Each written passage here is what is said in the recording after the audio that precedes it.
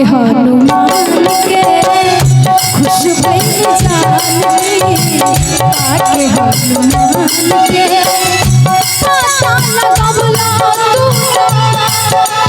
हो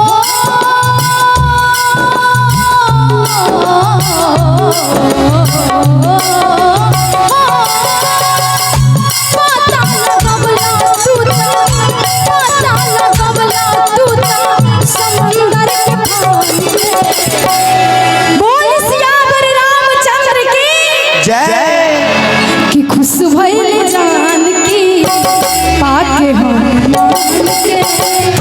खुश भइल जानकी पाके हनुमान के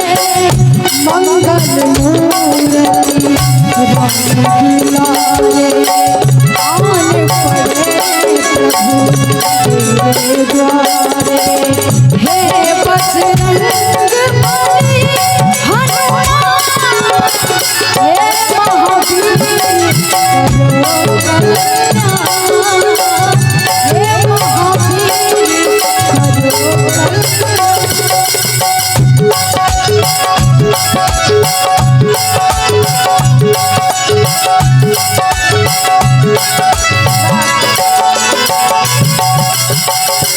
आगे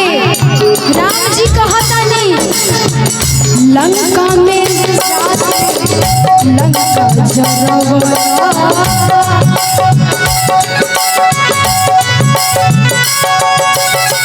सीता माता के पाता लगवला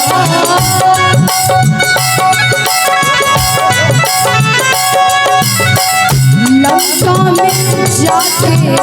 लंका जरवला सीता माता के पाता लगवला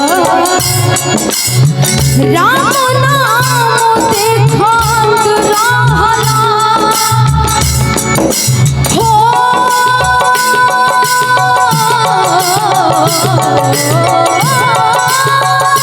राम नाम देखत रहला नाम देखत रहला मुंदरी छोड़ा कि राम नाम देखत रहला मुंदरी छुड़ाई के खुश भइल जानकी पाके हनुमान के खुश भइल जानकी पाके हनुमान के मंगल मूर्ति राम दुलारे आने पड़े प्रभु तेरे द्वारे हे बजरंग बली हनुमान हे महावीर करो कल्याण हे महावीर करो कल्याण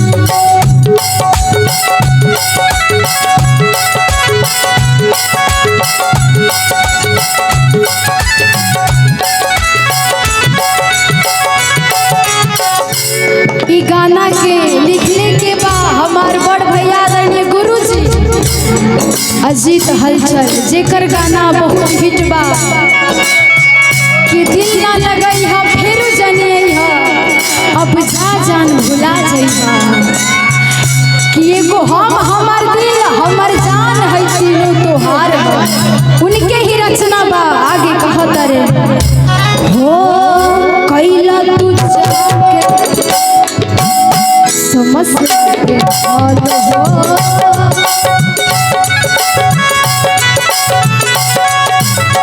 तोहके बुलावे अजित हाल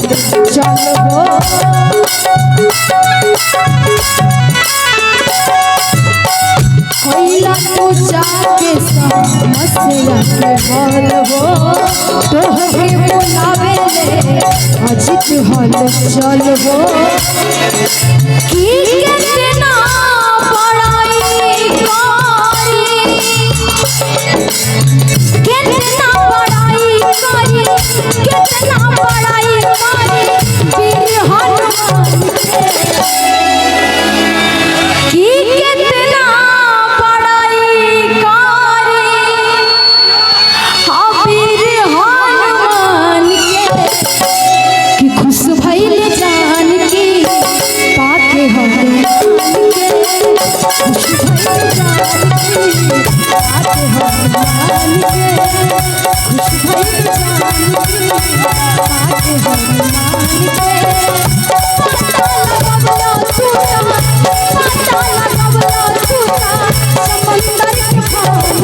खुश भइल